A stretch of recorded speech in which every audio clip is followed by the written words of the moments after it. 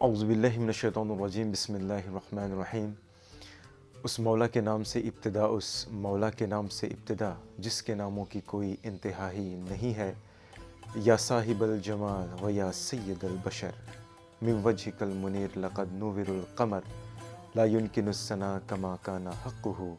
بعد از خدا بزرگ تو یہ قصہ مختصر۔ محتشم و محترم ناظرین، السلام علیکم ورحمۃ اللہ وبرکاتہ۔ اس امید سے، اس توقع سے اس بزم کا آغاز کر رہے ہیں کہ اللہ رب العزت کے فضل و کرم اور تاجدار مدینہ، راحت قلب و سینہ، صاحب مطر پسینہ جناب محمد مصطفیٰ صلی اللہ علیہ وسلم کے صدقے آپ خیر و عافیت سے ہوں گے۔ ناظرین، اللہ رب العزت قرآن مجید و فرقان حمید میں ارشاد فرماتا ہے، ذالک الکتاب لا ریب فیہ، یعنی وہ عظیم کتاب جس میں کوئی شک نہیں۔ ایک دوسری جگہ اللہ رب العزت ارشاد فرماتا ہے، ترجمہ یوں ہے، اور ہم نے آپ پر ایک ایسی کتاب اتاری ہے کہ جس میں ہر چیز کا مدلل بیان ہے۔ ناظرین، یہ بات غور طلب ہے کہ ہر چیز کا مدلل بیان۔ تو اسی کی مناسبت سے، اسی کو لے کر ہم آپ کی خدمت میں پیش کریں گے مختلف عنوانات سے قرآن اور سائنس کے تعلق سے مختلف عنوانات پر مختلف پروگرام، جن میں اس میں کاسمولوجی، اسٹرونومی، یونیورس، تھیولوجی، لا، اکنامکس، اس طرح کے موضوعات قرآن کی روشنی میں ہم آپ کو پیش کریں گے۔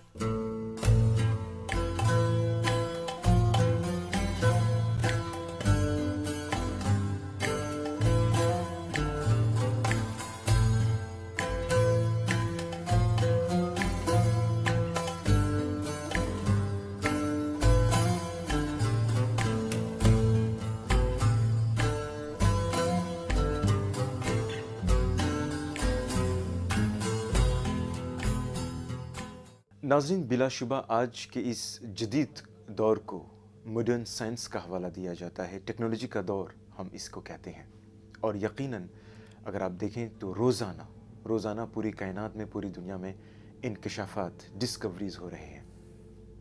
مگر یہ بات غور طلب ہے کہ آج جو انکشافات، جو ڈسکوریز ہو رہے ہیں، 1400 سال پہلے انہی انکشافات، انہی جدید چیزوں کو، ماڈرن چیزوں کو قرآن مجید و فرقان حمید نے اس کا حوالہ دے دیا ہے، اور اسی کو لے کر ہم آپ کی خدمت میں مختلف عنوانات پیش کریں گے، جیسا کہ ہم نے آپ کو بتایا۔ اور آج کا ہمارا عنوان ہے قرآن اور سائنس ایک تعارف، قرآن اینڈ سائنس اینڈ انٹروڈکشن۔ اور آج کے اس خاص پروگرام میں ہم یہ دیکھنے کی کوشش کریں گے کہ قرآن کیا ہے، سائنس کا وجود کس طرح ہوا، قرآن کی حد کیا ہے، سائنس کی حد کیا ہے، کیا قرآن اور سائنس میں تضاد ہے، اور ہے تو کیوں، اور تضاد نہیں ہے، کنفلکٹ نہیں ہے تو کیوں نہیں ہے۔ بہرکیف ان سب پر آج کے اس پہلے پروگرام میں، پہلے ایپیزوڈ کہہ لیجئے یا پہلی قسط کہہ لیجئے، میں گفتگو کرنے کے لیے ہمارے ساتھ تشریف فرما ہے عالم دین، اسلامک اسکالر، نوجوان اور متحرک دین و ملت کی خدمت میں سرگوشاں حافظ و قاری مولانا محمد ندیم اختر قادری۔ آپ لاموغی مسجد کی نورانی مسجد کے خطیب و امام ہیں۔ آئیے اپنے پروگرام کا باقاعدہ آغاز کرتے ہیں۔ حضرت قبلہ، السلام علیکم ورحمۃ اللہ وبرکاتہ۔ وعلیکم السلام ورحمۃ اللہ تعالی وبرکاتہ۔ جیسے کہ ہم نے کہا کہ آج کا ہمارا عنوان ہے قرآن اور سائنس اینڈ انٹروڈکشن۔ سب سے پہلے حضرت میں یہ آپ سے یہ پوچھوں گا کہ اس کنسیپٹ کے بارے میں جو ہم نے ابھی کہا کہ مختلف عنوانات سے ہم پروگرام پیش کریں گے، چونکہ آپ ہی اس میں شامل ہوں گے اور تیاری ہو رہی ہے، آپ کر چکے ہیں، اور یہ ہمارا باقاعدہ پہلا پروگرام ہے۔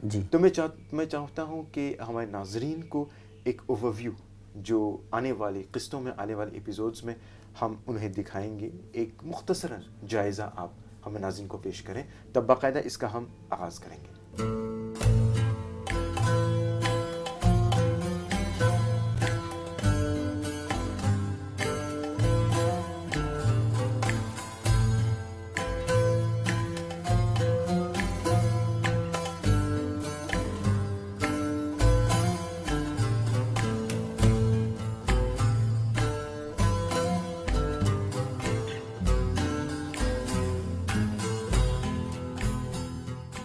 الحمدللہ رب العالمین والصلاة والسلام علی اشرف الانبیاء والمرسلین اما بعد. معزز سامعین اور ہمارے عالی جناب انور صاحب، میں آپ کو اس بہترین پروگرام کو شروع کرنے پر مبارکباد پیش کرتا ہوں اور امید کرتا ہوں کہ اللہ تبارک و تعالی ہم سب کو صحیح طور پر قرآن پاک کو ڈیفائن کرنے کی توفیق عنایت کرے گا. آمین آمین. قرآن پاک سے متعلق اور سائنس سے متعلق جو ہماری بحث چل رہی ہے، یا ہم جو جس بحث کا آغاز، جس ڈائلاگ کا آغاز ہم کر رہے ہیں، قرآن پاک نے، کیونکہ یہ صبح قیامت تک حضور نبی اکرم صلی اللہ علیہ وسلم کی آمد سے لے کر صبح قیامت تک کے لیے ہدایت ہے، تو جب یہ پوری ہیومن کائنڈ کے لیے، پوری انسانیت کے لیے ایک رہنما کتاب ہے، تو ظاہر ہے کہ یہ ہر زمانے سے متعلق بحث کرے گی. کیونکہ حضور نبی اکرم صلی اللہ علیہ وسلم کی آمد جب ہوئی تو پوری دنیا 3 ملکوں کو چھوڑ کر پوری تاریکی میں ڈوبی ہوئی تھی، ڈارک ایجز سے گزر رہی تھی، اور وہ دور جو تھا وہ میریکلز کا دور تھا، معجزات کا دور تھا. لوگ معجزات میں بلیو کرتے تھے. اس کے بعد جو دور آیا وہ لٹریچر کا دور آیا. تو اب ظاہر سی بات ہے، جب معجزات کا دور تھا تو قرآن پاک نے ان چیزوں کو بیان کیا جن کا تعلق معجزات سے ہے.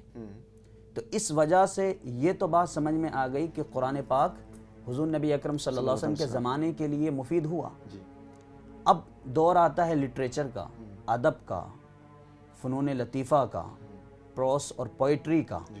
تو مذہب اسلام، کیونکہ قرآن پاک جو ہے، یہ قرآن پاک ہر زمانے کے لیے ہے، ہر دور کے لیے ہے. تو جب لٹریچر کا دور آیا اور بڑے بڑے ادبا، فصحا، بلغا پیدا ہوئے اور ادب کی معیار اور ادب کے اصول اور فروع وضع کیے جانے لگے، ان کو تیار کیا جانے لگا، ان کے قوانین مرتب کیے جانے لگے، لٹریچر ایک فارم، ایک شکل میں آ گیا. تو اب یہ ہوا کہ دنیا والوں نے یہ مطالبہ کیا کہ قرآن پاک کیا ادب کی کتاب بھی ہے؟ تو حضور نبی اکرم صلی اللہ علیہ وسلم کے تقریباً 100 سال کے بعد ہی جب ادب کا دور آیا، آج سے تقریباً 1300 سال پہلے، تو قرآن پاک نے ادب کا وہ معیار پیش کیا جو اس سے پہلے کسی کتاب نے پیش نہیں کیا. بے شک بے شک، صحیح ہے. اب آپ کا جو کوشچن ہے انور بھائی، وہ یہ ہے کہ یہ کیسے ہر دور کے لیے مطلب قرآن پاک جو ہے ہدایت ہو سکتا ہے. تو جب معجزات کا دور تھا تو قرآن پاک معجزات سے بحث کر رہا تھا. جب ادب کا دور آیا تو قرآن پاک ادب پر بحث کر رہا تھا اور ادب کا اعلیٰ معیار پیش کر رہا تھا. اور ادبائے عرب، فصحائے قحطان، جو مختلف ممالک تھے اس وقت، جو عربی ادب میں عبور رکھتے تھے اور ان کو اپنی عرب دانی پر، عربی زبان کے عبور پر فخر محسوس کرتے تھے، تو قرآن پاک نے وہ اصول پیش کیے جو ادبا، فصحا، بلغا پیش نہیں کر سکے. اب دور آتا ہے لاجک اور فلسفی کا، تو قرآن پاک نے لاجک اور فلسفی کے لیے وہ کرائیٹیرین پیش کیا جو اس سے پہلے کسی نے پیش نہیں کیا. اب اس کے بعد جو دور آیا 500 سال کے بعد، میں ایک اوور ویو پیش کر رہا ہوں تاکہ ہمارا جو یہ پورا کانسیپٹ ہے وہ کلیئر ہو سکے. جی جی بالکل. تو قرآن پاک ادب کے دور میں بھی سب سے بہترین کتاب ثابت ہوا، معجزات کے دور میں بھی، میریکلز ایج میں بھی قرآن پاک بہترین ثابت ہوا. پھر اس کے بعد جب دور آیا سائنس اور ٹیکنالوجی کا، تو اب ظاہر سی بات ہے، دنیا والے کہنے لگے اگر قرآن پاک میں تمام چیزوں کا بیان ہے تو کیا سائنس اور ٹیکنالوجی جو ڈسکور کر رہی ہے، کیا ان کا بیان بھی قرآن پاک کے اندر ہے؟ تو اللہ تبارک و تعالی نے قرآن پاک میں پہلے ہی ارشاد فرمایا تھا، ما فرطنا فی الکتاب من شیء، ہم نے قرآن پاک میں کسی چیز کو نہیں چھوڑا. اب ظاہر سی بات یہ ہے کہ قرآن پاک کی 500 آیتیں جو احکام سے متعلق ہیں، باقی 6100 سے زائد جو قرآن پاک کی آیتیں ہیں، ان کا تعلق سائنس اور ٹیکنالوجی سے ہے، کسمولوجی سے ہے، ایسٹرونومی سے ہے، بایولوجی سے ہے، کیمسٹری سے ہے، کائنات کو کس طرح پیدا کیا اس سے متعلق ہے، اسپیس کے بارے میں، کیونکہ حضور نبی اکرم صلی اللہ علیہ وسلم کی آمد سے پہلے، کیونکہ صرف ایک گریس، الیگزینڈریا اور روما، جس کو آج اٹالی کہتے ہیں یا اٹلی کہتے ہیں، ہاں ان 3 ملکوں کو چھوڑ کر باقی پوری دنیا ڈارک ایجس کے دور سے گزر رہی تھی، ڈارک ایجس میں تھی۔ صحیح، تو اس وقت جو قرآن پاک جب آیا اور عرب سب سے اجڑ ترین قوم تھی، تو اللہ تبارک و تعالی نے اس اجڑ ترین قوم میں جب قرآن پاک کی پہلی وحی نازل فرمائی، تو اب سوال یہ پیدا ہوتا ہے کہ پیغام کون سا ہوگا؟ اب حضور نبی اکرم صلی اللہ علیہ وسلم اپنی زندگی کے 40 سال پوری کائنات کے سامنے مجسمہ صبر و شکر اور بہترین بندے کی مثال پیش کرتے ہوئے اپنے کو پیش کر چکے تھے، اور پوری دنیا ان کو صادق اور امین کے لقب سے یاد کر رہی تھی۔ تو اب سوال یہ پیدا ہوتا ہے کہ قرآن پاک کا پہلا پیغام کیا ہوگا؟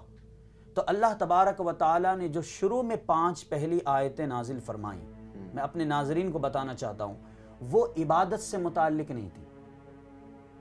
اللہ تبارک و تعالیٰ نے پہلا پیغام جو اس امت کو دیا، پوری بنی نوع انسان کے لیے دیا، ہیومن کائنڈ کے لیے دیا، وہ پہلا پیغام تھا اقرا، پڑھو۔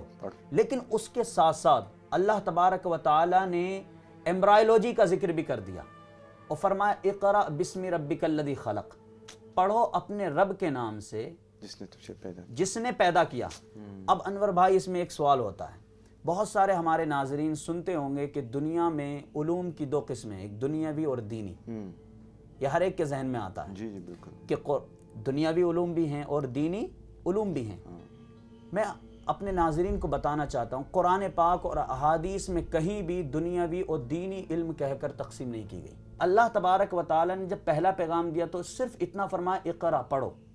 کیا پڑھو یہ نہیں فرمایا، لیکن اللہ نے فرمایا میرے نام سے پڑھو، پھر فرمایا الذی خلق، جس نے پیدا کیا۔ اب پیدا کیا تو بندے کو یہ بتایا کہ تمہیں پڑھنا ہے تو انسان کی گہرائی میں جا کر بھی پڑھنا ہے، انسان جس زمین کے اوپر رہ رہا ہے اس کے بارے میں بھی پڑھنا ہے، صحیح، انسان جس کائنات، جس آسمان کے نیچے اپنی زندگی بسر کر رہا ہے اس زندگی کے بارے میں بھی پڑھنا ہے۔ تو جس زمین پر رہ رہا ہے ظاہر سی بات ہے اس کا تعلق جیوگرافی سے ہے، اور جس آسمان کے نیچے رہ رہا ہے اگر اس کے سائنس کے بارے میں ہم غور کریں، اس کے علم سے متعلق، تو اس کو کسمولوجی کہا جاتا ہے، علم تخلیقیات۔ جی جی بالکل۔ تو اب ظاہر سی بات ہے کہ اسپیس اور فضا سے متعلق جو فضائی کائنات ہے، یہ ہیونلی کریشن ہے۔ اللہ تبارک و تعالیٰ نے پہلی آیت میں پڑھنے کے بعد جو حکم دیا وہ تخلیق کے بارے میں کہا، کیونکہ اس وقت تک کوئی بھی ایسی تحقیق نہیں آئی تھی کہ انسان کیسے پیدا ہوتا ہے۔ تو اللہ تبارک و تعالیٰ نے پھر فرمایا خلق الانسان من علق اقرأ وربک الاکرم الذی علم بالقلم، خلق الانسان من علق۔ اللہ نے فرمایا کہ اللہ تبارک و تعالیٰ نے انسان کو خون کی پھٹک سے پیدا کیا، خون کے ایک ٹکڑے سے پیدا کیا۔ اب اللہ تبارک و تعالیٰ نے اپنے اس لفظ علق کے ذریعے ایمبرائیولوجی کا ایک کانسیپٹ کلیئر کر دیا، کیونکہ ایمبرائیولوجی کا مطلب ہے کہ بچہ ماں کے پیٹ میں کس طرح پیدا ہوتا ہے۔ تو ظاہر سی بات ہے کہ اللہ تبارک و تعالیٰ نے پہلے پیغام میں، پہلے میسج میں جو اپنا ڈیوائن میسج تھا، پہلی وحی تھی، اس کے اندر اللہ تبارک و تعالیٰ نے بندوں کو پڑھنے کا تو حکم دیا، کیونکہ عرب قوم پڑھتی نہیں تھی، لکھنا نہیں جانتی تھی، پڑھنا نہیں جانتی تھی، اور ایک روایت میں تو یوں آتا ہے صرف 13 لوگ لکھنا پڑھنا جانتے تھے۔ ایسی قوم میں اللہ تبارک و تعالیٰ نے پڑھنے کا حکم دیا۔ پھر اللہ نے فرمایا اقرأ وربک الاکرم الذی علم بالقلم، پڑھو اپنے رب کے نام سے جو سب سے زیادہ عظمت والا ہے۔ پھر اللہ نے فرمایا الذی علم بالقلم، وہ رب جس نے قلم کے ذریعے لکھنا سکھایا۔ علم الانسان ما لم یعلم، اللہ تبارک و تعالیٰ نے انسان کو وہ سب سکھایا جو نہیں جانتا تھا۔ اب اس آیے کریمہ کے اگر تناظر میں ہم بات کرتے ہیں تو پورا کانسیپٹ کلیئر ہو جاتا ہے، کیونکہ اللہ نے اس آیے کریمہ کے اندر ایمبرائیولوجی سے متعلق گفتگو کی، الوہیت سے متعلق کہ تمہارا پیدا کرنے والا رب ہے، تو اس کا تعلق مذہب سے ہے۔ بندے کو پیدا کیا اللہ تبارک و تعالیٰ نے، اس کا تعلق ایمبرائیولوجی سے ہے، جو کہ سائنس کی ایک شاخ ہے، سائنس کی ایک برانچز ہے۔ پھر اس کے بعد اللہ تبارک و تعالیٰ نے ٹولز بیان کیے کہ انسان اگر وہ چاہتا ہے تحقیق کرنا، جستجو کرنا، تو اس کو قلم کی ضرورت پڑے گی۔ تو اللہ تبارک و تعالیٰ نے پھر فرمایا کہ اے بندے تو غور تو کر، میں نے تیری کائنات میں جو خارجی کائنات ہے اور داخلی کائنات ہے، ان دونوں کائناتوں کے اندر میں نے پوری کائنات کے اسرار و رموز رکھ دیے ہیں، بس تجھے ڈسکور کرنے کی ضرورت ہے۔ تو ہمارا جو یہ موضوع ہے قرآن اور سائنس، تو قرآن پاک کیونکہ ہر پہلو پر بحث کرتا ہے، ہر گوشے سے بحث کرتا ہے، وہ دنیا کے تمام علوم کے ہر ایک قسم سے بحث کرتا ہے، تو اب ہمارا یہ فریضہ بنتا ہے امت مسلمہ کا کہ وہ اس کو ڈیفائن کرے۔ تو اسی وجہ سے انور بھائی ہم اس سلسلے کو شروع کر رہے ہیں، اور میں اپنے ناظرین کو بتانا چاہتا ہوں، جیسے کہ میں نے پہلے عرض کیا کہ قرآن پاک کسی 500 آیتیں نماز، عبادات وغیرہ سے متعلق ہیں، 6100 سے زیادہ آیتیں ان کا تعلق براہ راست ایمبرائیولوجی سے ہے، فزکس سے ہے، کیمسٹری سے ہے، بایولوجی سے ہے، اور اسی طریقے سے میڈیکل سائنس سے ہے۔ تو اب ظاہر سی بات ہے ہم ایک ایسے سفر پہ جا رہے ہیں جو سفر کائنات کے یعنی انسان کی جو داخلی کائنات ہے، انٹرنل یونیورس ہے، اور ایکسٹرنل جو ہے داخلی اور خارجی، دونوں سے ہم انشاءاللہ بحث کریں گے انشاءاللہ۔ اب اور یہ بھی دعا ہے حضرت کہ جو بھی باتیں ہم ان پروگرام کے دوران بتائیں گے قرآن ہی کی آیتوں کی روشنی ہی میں ہم بتائیں گے، اللہ رب العزت ہمیں اس میں بہتر سے بہترین کارکردگی پرفارمنس دینے کی توفیق عطا فرمائے۔ بہرحال ناظرین، آپ کو پتہ لگ گیا ہوگا کہ انشاءاللہ آنے والے قسطوں میں، آنے والے ایپیزوڈز میں ہم قرآن اور سائنس کے کن کن موضوعات پر ہم بحث کریں گے، گفتگو کریں گے۔ آئیے آج کا جو ہمارا موضوع ہے، جیسا کہ میں نے کہا کہ قرآن اینڈ سائنس اینڈ انٹروڈکشن، اس کے بارے میں ہم باقاعدہ اپنے پروگرام کا آغاز کرتے ہیں، اور میرا پہلا سوال مولانا محمد ندیم اختر قادری سے یہ ہوگا کہ قرآن مجید کی تعریف آپ کس طرح کرنا چاہیں گے؟ اللہ تبارک و تعالی قرآن پاک میں ارشاد فرماتا ہے، ان فی خلق السماوات والارض واختلاف اللیل والنہار لآیات لأولی الالباب۔ پہلی بات تو یہ ہے کہ قرآن پاک اخلاق و روحانیت کی کتاب ہے، بے شک، اور سائنس اور ٹیکنالوجی کی یہ معتبر مستند کتاب نہیں کہہ سکتے۔ جس طریقے سے سائنس اور ٹیکنالوجی پہ یا کسی بھی ایک موضوع کو لے کر کتابیں لکھی جاتی ہیں، قرآن پاک اس طریقے سے کوئی کتاب نہیں ہے، کیونکہ قرآن پاک کے تعلق سے اللہ رب العزت نے ارشاد فرمایا، ذالک الکتاب لا ریب فیہ ھدی للمتقین، یہ وہ عظمت والی کتاب ہے جس میں کوئی شک و شبہ نہیں کہ یہ اللہ کی جانب سے ہے، بے شک، ھدی للمتقین، یہ متقین کے لیے ہدایت ہے۔ جی، پھر اللہ تبارک و تعالی نے ارشاد فرمایا، الذین یؤمنون بالغیب، متقین وہ لوگ ہیں جو غیب پر ایمان رکھتے ہیں۔ اس آیہ کریمہ کی یعنی یہ جو 2 آیہ کریمہ ہیں ذالک الکتاب سے لے کر، اللہ تبارک و تعالی نے قرآن پاک کو بڑے ہی خوبصورت انداز میں ڈیفائن کیا اور فرمایا یہ وہ عظمت والی کتاب ہے۔ اس سے مراد یہ ہے کہ یہ جو کتاب ہے یعنی قرآن پاک، جی، یہ ایک ایسی کتاب ہے کہ یہ اللہ کی طرف سے ہے۔ اس سے یہ ظاہر ہو گیا کہ قرآن پاک کسی انسان کی کتاب نہیں ہے، یہ ڈیوائن ریویلیشن ہے، یہ ہیومن ریویلیشن یا ایکسپریمنٹیشن نہیں ہے۔ رائٹ، ٹھیک، وہ یوں ہے کیونکہ اللہ تبارک و تعالی نے پہلے ہی ارشاد فرما دیا کہ اگر آپ یہ سمجھتے ہو کہ یہ اللہ کی طرف سے نہیں ہے، تو اللہ تبارک و تعالی ارشاد فرماتا ہے، وَإِن كُنتُمْ فِي رَيْبٍ مِّمَّا نَزَّلْنَا عَلَىٰ عَبْدِنَا فَأْتُوا بِسُورَةٍ مِّن مِّثْلِهِ، اگر تمہیں کوئی شک ہو کہ یہ اللہ کی طرف سے ہے یا نہیں ہے تو تم اس کے جیسی ایک صورت لے کر آؤ۔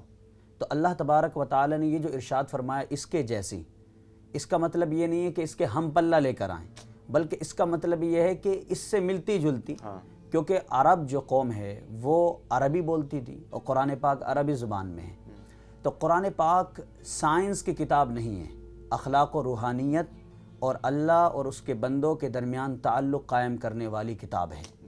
تو قرآن پاک کی اس آیہ کریمہ سے یہ پتہ چلتا ہے کہ قرآن پاک ایک ایسی کتاب ہے جو کتاب بندے کو اللہ سے ملاتی ہے، لیکن قرآن پاک نے اپنے اندر بے شمار آیتوں کے اندر وہ ڈسکوریز بیان کی ہیں جو ماڈرن سائنس جن کو ڈسکور کر رہی ہے۔ اللہ تبارک و تعالی نے جو میں نے پہلے آیہ کریمہ تلاوت کی کہ ذالک الکتاب، اللہ نے یہ بیان کر دیا یہ ایک کتاب ہے، یہ ڈیوائن بک ہے جس کو اللہ تبارک و تعالی نے اپنی جانب سے لوگوں کی ہدایت کے لیے اتارا ہے، گائیڈنس کرنے کے لیے۔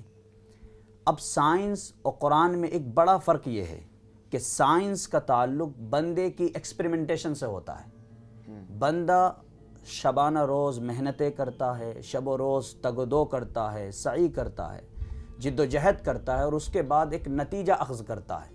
وہ جو نتیجہ ہوتا ہے اسی کو سائنس میں لا یا تھیوری کہا جاتا ہے، نظریہ کہا جاتا ہے. اور جب تمام سائنسداں اس پر متفق ہو جاتے ہیں کسی بھی اصول پر یا کسی بھی قانون پر، تو اس کو کہا جاتا ہے لا، قانون. لیکن قرآن پاک کے تصورات اور سائنس کے نظریات میں ایک بڑا فرق یہ ہے کہ قرآن جو ہے فائنلٹی بیان کرتا ہے، وہ حتمیت اور قطعیت اور یقین پر مدلل بحث کرتا ہے. اور سائنس کا تعلق کیونکہ انسان کی ذات سے ہے. کوئی نہ کوئی ایک سائنٹسٹ روزانہ محنت کرتا ہے، شب و روز محنت کرتا ہے، تگ و دو کرتا ہے، اور مسلسل جد و جہد کے بعد وہ ایک نتیجہ اخذ کرتا ہے. تو قرآن پاک اور سائنس میں اگر آپ اس کا کمپیریٹیو اسٹڈی کریں گے تو یہ بات ظاہر ہوتی ہے کہ قرآن کیونکہ اللہ کی طرف سے ہے اور اللہ تبارک و تعالیٰ نے اس کائنات کو پیدا کیا ہے، تو اس کائنات کے بارے میں سب سے بہتر انداز میں اگر کوئی ذات جانتی ہے تو وہ اللہ کی ذات ہے. تو یہ بات جب کلیئر ہو گئی کہ یہ اللہ کی کتاب ہے اور سائنس انسان کی محنت کا نتیجہ ہے، تو انسان کیونکہ وہ غلطی بھی کرتا ہے، اس کے اکتشاف کیونکہ اس کے علم کا جو دائرہ وہ محدود ہے، اور قرآن کا دائرہ محدود نہیں ہے. کیونکہ اللہ تبارک و تعالیٰ نے قرآن پاک سے متعلق ارشاد فرمایا وَمَا مِن غَائِبَةٍ فِي السَّمَاءِ وَالْأَرْضِ إِلَّا فِي كِتَابٍ مُبِينٍ، کہ جو کچھ آسمانوں میں ہیں، جو کچھ زمین میں پوشیدہ ہے، اللہ تبارک و تعالیٰ نے ان تمام چیزوں کا بیان تفصیل کے ساتھ قرآن پاک میں کر دیا ہے. اب بات یہ ہوتی ہے کہ قرآن پاک جب مذہب اور روحانیت کی کتاب ہے تو سوال یہ پیدا ہوتا ہے تو پھر سائنس کی جو ڈسکوریز 19 سنچری میں یا 20ویں صدی میں جو ہوئی ہیں یا 21ویں صدی میں ہو رہی ہیں تو یہ کیسے بیان ہو گئی. تو میں اپنے ناظرین کو یہ بتانا چاہتا ہوں کہ یہاں پر ایک بات بڑی غور کرنے کی ہے کہ قرآن پاک میں 500 آیتیں 500 ورسز آف دا ہولی قرآن، قرآن پاک کی جو صرف 500 آیتیں ہیں ان کا تعلق عبادات سے ہے، احکامات سے ہے. بندے اور اللہ کے درمیان جو عبادت کا ایک تصور اور ایک کانسیپٹ اللہ تبارک و تعالیٰ نے دیا ہے اس پر مشتمل ہے. 6100 سے زائد قرآن پاک کی وہ آیتیں ہیں جن کا تعلق سائنس اور دیگر علوم سے ہے. تو یہاں پر اگر اس کا کنکلوژن نکالا جائے تو وہ یہ ہے کہ قرآن پاک جو ہے وہ ایک ایسی کتاب ہے جو ہمگیر کتاب ہے. اس کا تعلق فزیکل ورلڈ سے بھی ہے، میٹا فزیکل ورلڈ سے بھی ہے. جی بالکل. جی بالکل.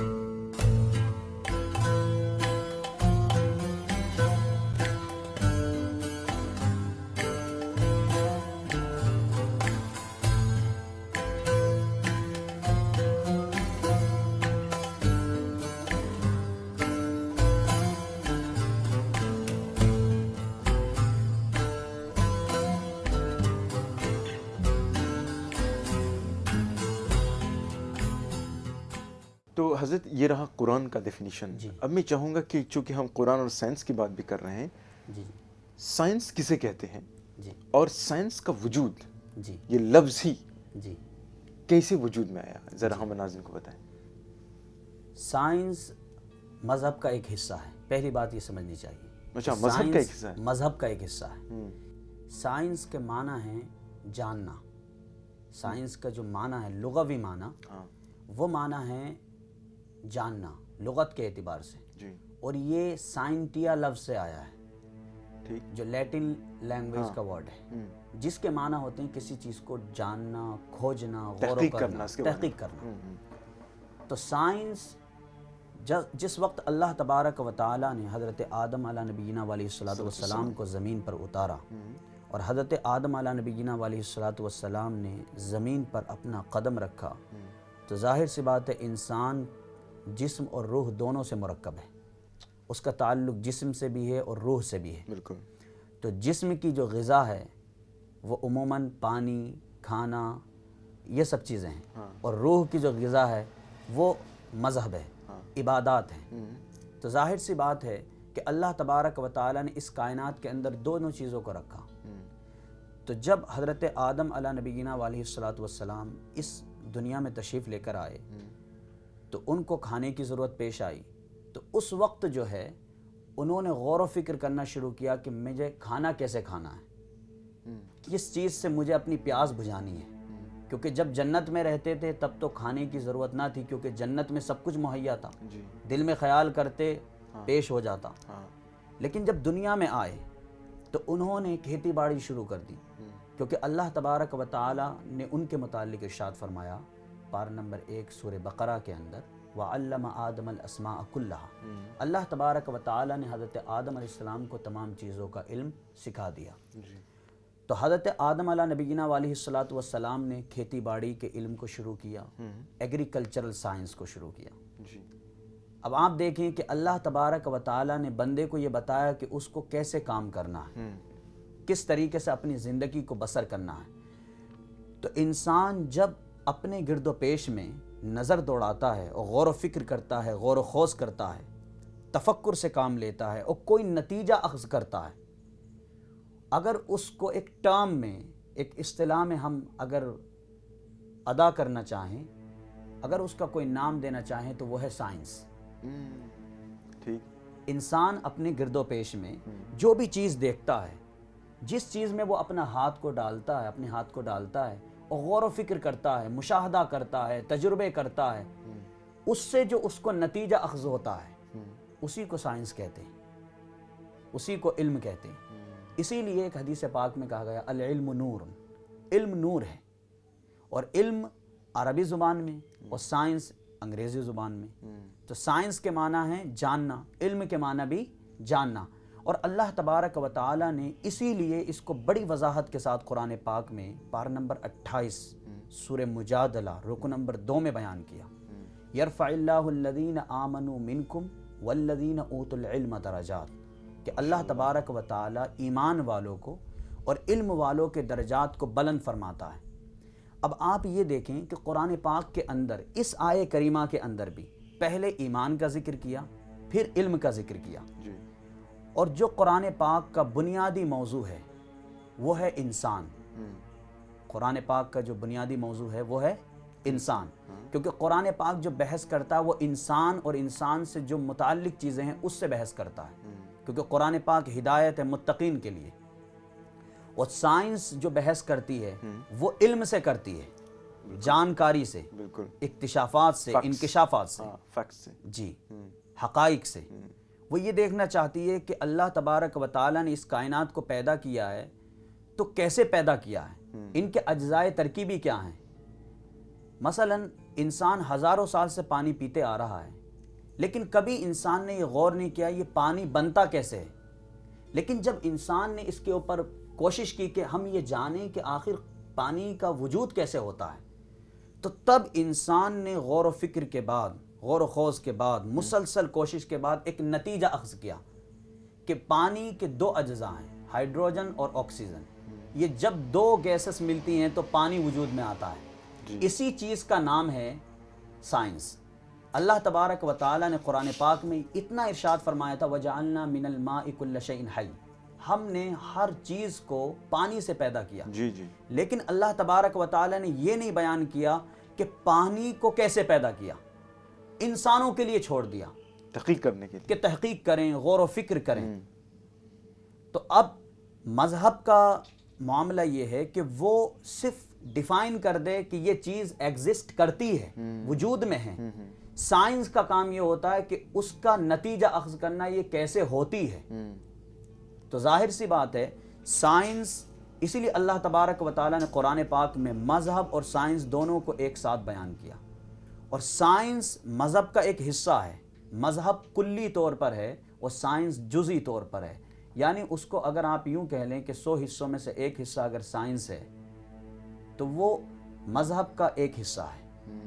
مذہب ایک کلی ہے، پورا ایک کمپیریٹیو، اس کو اگر ہم کہیں کلیکٹیولی، مذہب جو ہے پورا کلی ایک حصہ ہے اور سائنس اس کا ایک حصہ ہے۔ تو حضرت سائنس کی کوئی حد ہوگی؟ جی، اب سائنس کی حد یہ ہے، آپ نے بڑا بہترین سوال کیا کہ سائنس کی آخر حد کیا ہے۔ اب مذہب کی حد کیا ہے، قرآن کی حد کیا ہے، ہر ایک کی کسی نہ کسی چیز کی ایک حد ہوتی ہے۔ کیونکہ سائنس کا تعلق انسان سے ہے براہ راست، بالکل. اور انسان جب علم اخذ کرتا ہے، کسی چیز کے بارے میں اکتشاف کرتا ہے، انکشاف کرتا ہے، تحقیق و جستجو کرتا ہے، تو وہ یا تو اپنی آنکھ کے ذریعے کرتا ہے ٹھیک. دیکھ کر، یا کسی چیز کو سن کر، یا کسی چیز کو چکھ کر، یا کسی چیز کو پکڑ کر. سینسز یہ جو 5 محسوسات ہیں، ان کے ذریعے انسان جو ہے علم حاصل کرتا ہے. ٹھیک. تو سائنس انہی چیزوں سے بحث کرتی ہے جو ان 5 چیزوں کے دائرے میں آتی ہے. مذہب جو بحث کرتا ہے وہ ان 5 چیزوں سے اوپر اٹھ کر بات کرتا ہے. کیا بات. اسی لیے اللہ تبارک و تعالیٰ نے قرآن پاک میں بیان کیا الذین یؤمنون بالغیب، کہ متقین کے لیے ہدایت ہے قرآن پاک جو غیب پر ایمان رکھتے ہیں. تو مذہب کا تعلق ایمان سے ہے، اور ایمان کا تعلق جو ہے وہ میٹا فزیکل ورلڈ سے ہے، ما ورائے طبعیات، یعنی فزیکل ورلڈ سے آگے. اور سائنس جو بحث کرتی ہے وہ ان چیزوں سے کرتی ہے جن کو ہم دیکھ سکتے ہیں، جیسے کہ پانی کے بارے میں، یا فضائی کائنات کے بارے میں، یا نباتاتی کائنات کے بارے میں، یا جماداتی کائنات کے بارے میں، یا ایمبرائیولوجی کے بارے میں، کیونکہ یہ چیزیں ہماری نگاہوں کے سامنے ایگزسٹ کرتی ہیں، وجود رکھتی ہیں. تو سائنس کا یہ کام ہے کہ وہ ان کو ایکسپلور کرے. تو اس کی حد یہیں تک ہے. مذہب جو بحث کرتا ہے وہ اس سے اوپر اٹھ کر بات کرتا ہے. جیسا کہ مذہب کا کام یہ نہیں ہے کہ وہ خدا کے بارے میں بحث کرے، کیونکہ اللہ تبارک و تعالیٰ نے قرآن پاک میں 1400 سال پہلے بیان کر دیا لا تدرکہ الابصار، کہ اللہ تبارک و تعالیٰ کو تمہاری آنکھیں ادراک نہیں کر سکتی، تمہاری آنکھوں میں وہ طاقت نہیں ہے کہ وہ اللہ کو پہچان سکے. لیکن اللہ تبارک و تعالیٰ نے اسی کے ساتھ یہ بیان کر دیا وَهُوَ يُدْرِكُ الْأَبْصَارَ، اللہ تبارک و تعالیٰ تمہاری آنکھوں کا، تمہاری بصارتوں کا ادراک کرتا ہے. تو سائنس کو اگر ہم یہ کہیں اس کا دائرہ کار کہاں تک ہے، تو اس کا تعلق فزیکل ورلڈ سے ہے، طبعیاتی کائنات سے ہے. اور طبعیاتی کائنات میں ہماری زمین ہے، آسمان ہے، فضائی کائنات ہے، پہاڑ ہے. اسی لیے اللہ تبارک و تعالیٰ نے ارشاد فرمایا وَسَخَّرَ لَكُم مَّا فِي السَّمَاوَاتِ وَالْأَرْضِ، اللہ تبارک و تعالیٰ نے تمہارے لیے زمین و آسمان میں جو کچھ ہے تمہارے تابعدار کر دیا ہے. اب جب تابعدار کر دیا تو انسان کو یہ جستجو ہوئی کہ کیسے میں اس کو اپنے کنٹرول میں کروں. تو اللہ تبارک و تعالیٰ نے کیونکہ ہمارے تابعدار کیا ہے، تو سائنسدانوں نے غور و خوض کرنا شروع کیا، تدبر و تفکر کرنا شروع کیا. تو وہاں سے یہ کانسیپٹ کلیئر ہوا کہ سائنس نے ایگزسٹ کرنا شروع کیا. سائنس ایک علم بن گیا، جس طریقے سے پہلے لٹریچر ایک علم تھا، تو سائنس، اور پھر وہ اس سائنس کی شاخیں بن گئیں. پہلے سائنس ایک علم ہوا کرتا تھا، لیکن اب کئی علموں کا مجموعہ سائنس ہے. جیسا کہ سائنس بحث کرتی ہے نباتات سے، یعنی پیڑ پودوں سے، تو اس کو بوٹنی کہہ دیا گیا. سائنس بحث کرتی ہے کہ انسان اپنے ماں کے پیٹ میں کس طرح پیدا ہوتا ہے، تو اس کو سائنس کا ایک شعبہ ایمبرائیولوجی کہہ دیا. اسی طریقے سے انسان فزیکل ورلڈ میں رہتا ہے تو فزیکل ورلڈ سے متعلق اس کو فزکس کہہ دیا گیا.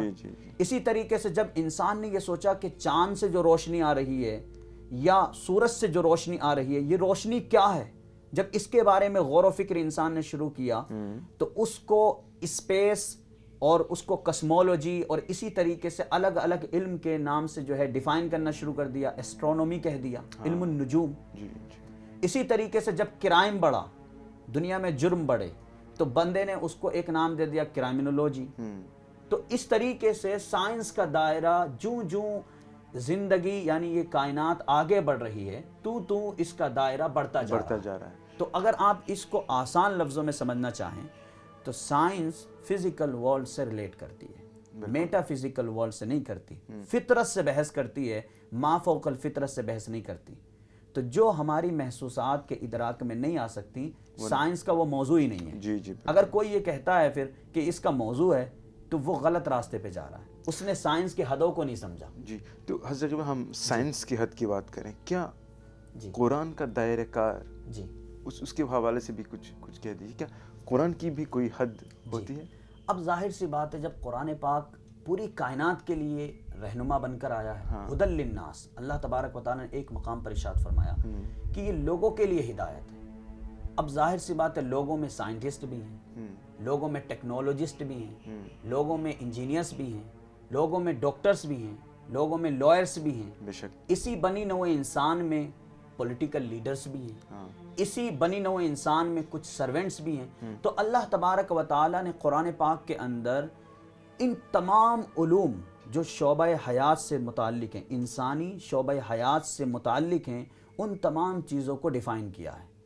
تو اگر قرآن کا موضوع آپ لے لیں تو جیسا کہ قاضی ابو بکر ابن عربی رحمۃ اللہ تعالیٰ علیہ نے قانون التعویل ایک کتاب تصنیف کی ہے، بڑی ہی معرکۃ الآراء کتاب ہے.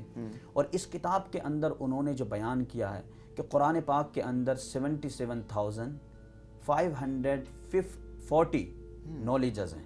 اللہ اکبر. تو اب آپ اندازہ لگائیں، دنیا کی کوئی یونیورسٹی آج تک ایسی نہیں ہے جو اتنے علوم سے بحث کرتی ہو. تو قرآن کا دائرہ کار، میں اگر اس کو بہت عام فہم بولوں تو اس کا تعلق جس طریقے سے دنیا سے ہے اسی طریقے سے آخرت سے بھی. سائنس کا دائرہ کار صرف دنیا ہے، وہ آخرت سے بحث نہیں کرتی، جنات سے بحث نہیں کرتی، فرشتوں سے بحث نہیں کرتی. صراط مستقیم اور جو پل صراط ہم کہتے ہیں، پل صراط جو جہنم کے اوپر ہے، اس سے وہ بحث نہیں کرتی. یہی تو مغالطہ ہوا ہے. لوگوں نے دائرہ کار ہی نہیں سمجھا. سائنس کی حد کیا ہے اور قرآن کی حد کیا ہے، مذہب کی حد کیا ہے. حالانکہ قرآن کا ایک شعبہ ہے سائنس، اور قرآن جو ہے پوری ہدایت کے لیے اور ہر شعبے سے متعلق بحث کرتا ہے. بے شک. تو دائرہ کار اگر آپ پہچاننا چاہیں یا ہمارے ناظرین، تو یہ physical world, meta physical world, nature, super nature, یہ تمام چیزوں سے بحث کرتا ہے.